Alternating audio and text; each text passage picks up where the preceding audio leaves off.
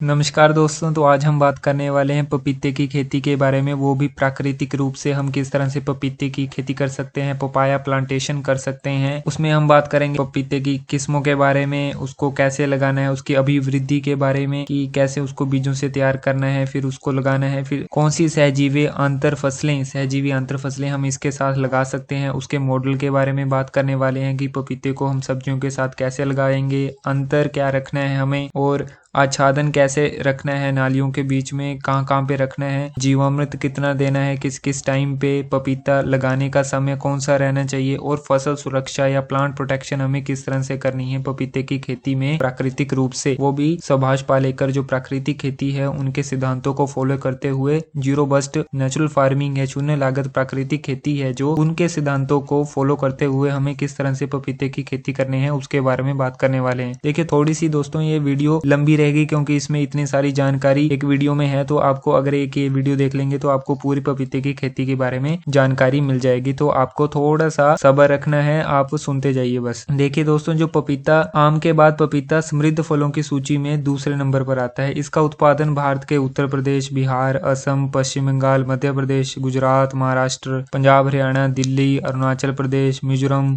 जम्मू कश्मीर और दक्षिण भारत के जो राज्य हैं उनमें भी लिया जाता है। पपीता वर्ष पर्यंत फल देता है, यानी कि साल भर में फल देता रहता है। लेकिन पपीता नर है या मादा है, मेल या फीमेल है, इस पर फूल लगने के बाद ही ज्ञात होता है। पपीता उष्ण कटिबंधीय प्रदेशों में बढ़ने वाला एक पेड़ है। इसका क्लाइमेट की बात करें तो ये ट्रॉपिकल कंट्रीज होती हैं जो उष्ण या जिनमें गर्मी होती है, उन प्रदेशों में ये बढ़ने वाला पेड़ है। कड़ाके की ठंड, कोहरा, तेज हवा इसके विकास में बाधा पहुंचाती है, इसकी ग्रोथ में के लिए अच्छी नहीं है ठंड। और अगर हम किस्मों की बात करें, इनकी वैरायटीज के बारे में बात करें तो मधुबिंदु है, सिलेक्शन 7, सिलोन, वॉशिंगटन, ये प्राचीन किस्में हैं। नई किस्मों के बारे में बात करें तो CO1, CO1, CO2, CO2, CO7 यानी कि CO7, Coorg, honeydew, red flash आदि ये किस्में हैं। पूसा डिलीशियस है, Pusa majesty, Pusa giant, Pusa dwarf ये और पूसा नन्ना, ये सब नई किस्में हैं। अब हम इसकी अभिवृद्धि के बारे में बात करने वाले हैं कि इसको हमने कैसे उगाना है। पपीते की अभिवृद्धि बीजों के द्वारा हो सकती है। इसके लिए आपको उत्तम किस्म के पपीते खरीदकर उनसे बीज निकालकर उन्हें लगाना है। पपीते के बीज सीधे निश्चित स्थान पर लगाए जा सकते हैं, इन्हें नर्सरी में लगाने की कोई आवश्यकता नहीं है। यदि नर्सरी में बीज लगाना ही हो तो उन्हें चौड़े बेड पर लगाएं। 4.5 फुट या 4.5 फीट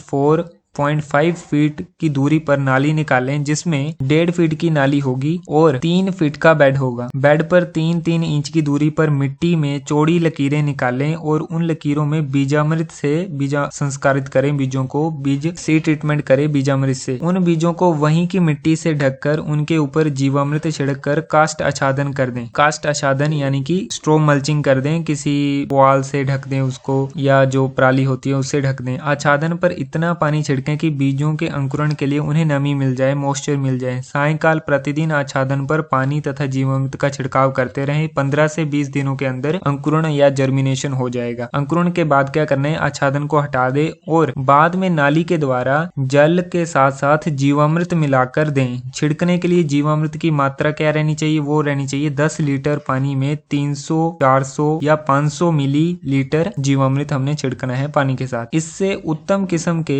सशक्त पौधे तैयार हो जाएंगे। 1 एकड़ भूमि में 200 से 250 ग्राम बीज काफी होते हैं, क्योंकि पपीते के बीजों में अंकुरण क्षमता 45 दिन की होती है। इसलिए पपीते के बीज इस समय अवधि में अथवा जल्दी लगा देने चाहिए हमें, मतलब इस अवधि में लगा देने चाहिए, नहीं तो उनके जो बीज की जो सीड वायबिलिटी होती है, अंकुरण जो क्षमता होती है वो घटती जाती है। अगर हम बात करें, अब हमने किस्मों के बारे में बात कर ली, इसकी अभिवृद्धि के बारे में बात कर ली कि हमें कैसे इसको तैयार करना है नर्सरी में, और अगर सहजीवी अंतर फसलें कौन सी ले सकते हैं हम इसके साथ। पपीता स्वयं आम, अमरूद, संतरा, मौसमी, चीकू, लीची आदि में अंतर फसल है, इसलिए इसका उत्पादन इनके साथ ही लेना ज्यादा बेहतर है, जैसे पंच स्तरीय बागवानी में हो। पपीता के साथ सहजन, अरहर, अरंडी, मिर्च, अदरक, हल्दी, लोबिया, प्याज, गेंदा, टमाटर, बैंगन, उड़द, गवार और लताओं के सहारे लगने वाली सभी सब्जियां लेनी चाहिए। आपके सामने ये पपीते का मॉडल है। पपीते के साथ हम किस तरह से प्याज, लोबिया या मिर्च, गेंदा, अरहर या बेल वाली सब्जियां ले सकते हैं उसके आपके सामने दिखाया जा रहा है। अब हमें अंतर कितना रखना है, 8 बाय 8 फीट का अंतर हमने रखना है। अब हम बुआई की बात करते हैं कि भूमि की जुताई के बाद किसी साधन से 2 फीट की दूरी पर नाली निकालें। 8 फीट में 4 नालियां आ जाएंगी जैसा आपको स्क्रीन में दिख रहा है। नाली संख्या जो 1 में 8 या निश्चित की हुई दूरी पर बीज डालें अथवा पौधे लगा दें। नाली के दोनों ढलानों पर प्याज के पौधे लगा दें। दोनों पपीते के मध्य नाली संख्या 1 में सहजन लगाएं और पपीते से 8 फीट की दूरी पर निकाले गए दूसरी नाली में 2 पपीते के मध्य अरहर लगाएं जैसे कि आपको स्क्रीन पे दिखाई दे रहा है। पपीते की एक नाली में सहजन और दूसरी नाली में अरहर ऐसा क्रम चलने दें। नाली संख्या 2 और 4 के ढलानों के दोनों ओर नाली संख्या 2 और 4 के ढलानों के दोनों ओर लोबिया। नाली संख्या 3 में सभी प्रकार की लताओं में फलने वाली सब्जियां लगाएं। इस तरह ये क्रम पूरे भूमि खंड में चलने दें। जहां पौधे या बीज लगाने हो उस जगह की 4 भाग मिट्टी जमा 2 भाग छाना हुआ गोबर खाद जमा 1 भाग घन जीवामृत मिलाकर थोड़ा थोड़ा डालें। अब हम बात कर लेंगे, हमने बुआई की तो बात कर ली कि हमें किस तरह से कहाँ पे पपीते के पौधे और अंतर फसलों के पौधे लगाने हैं। अब हम जीवामृत का छिड़काव किस किस टाइम पे करना है उसके बारे में बात कर लेंगे। वर्षा ऋतु में जब वर्षा रुक जाती है तब पौधों के पास भूमि पर थोड़ा थोड़ा जीवामृत महीने में 2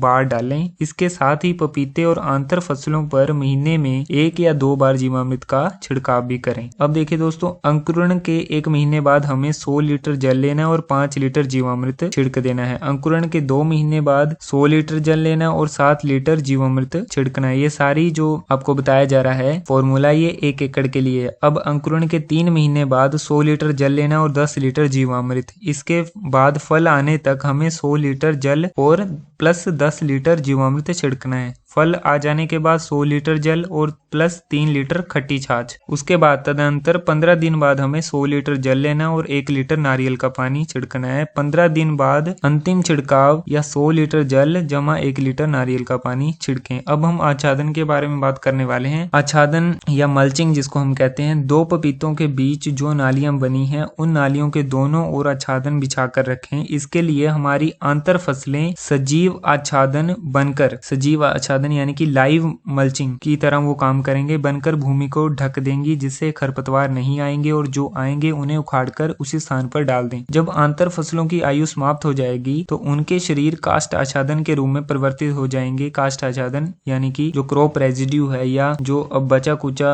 जो फसल का अवशेष होते हैं उनको काष्ठ आच्छादन बोलते हैं, वो उसमें परिवर्तित हो जाएंगे। इसके साथ साथ उन आंतर फसलों के स्थान पर फिर से ऋतु के अनुसार आंतर फसलों के बीच ताकि फिर से सजीव आच्छादन और उसके बाद तदंतर उनके शरीर से काष्ठ आच्छादन हमें मिलता रहे। तो इस तरह से हमें आच्छादन का बिछावन करना है। अब हम देख लेते हैं कि पपीता लगाने का समय क्या है। टाइम ऑफ सोइंग क्या है हमारा, जून जुलाई का है पहला, तो दूसरा सितंबर अक्टूबर में लगा सकते हैं, तीसरा जनवरी फरवरी में हम इसको लगा सकते हैं। इससे पहले भी बताया जा चुका है कि पपीते के पौधों पर जब तक फूल नहीं लगते तब तक पहचान नहीं हो पाती कि यह पौधा नर है या मादा। इसलिए निश्चित स्थान पर एक के बजाय 2 या 4 बीज या पौधे लगाने चाहिए। 2 बीज या पौधे के बीच का अंतर 10 सेंटीमीटर, पौधे के बीच का अंतर 10 सेंटीमीटर रखें। पौधे लगाने के 4 से 6 महीने के बाद फूल लगने शुरू होते हैं। नर पौधों पर लंबी डंडी लगते हैं और उन डंडियों पर सफेद पीले रंग के फूल लगते हैं। इन नर पौधों को तना से काटकर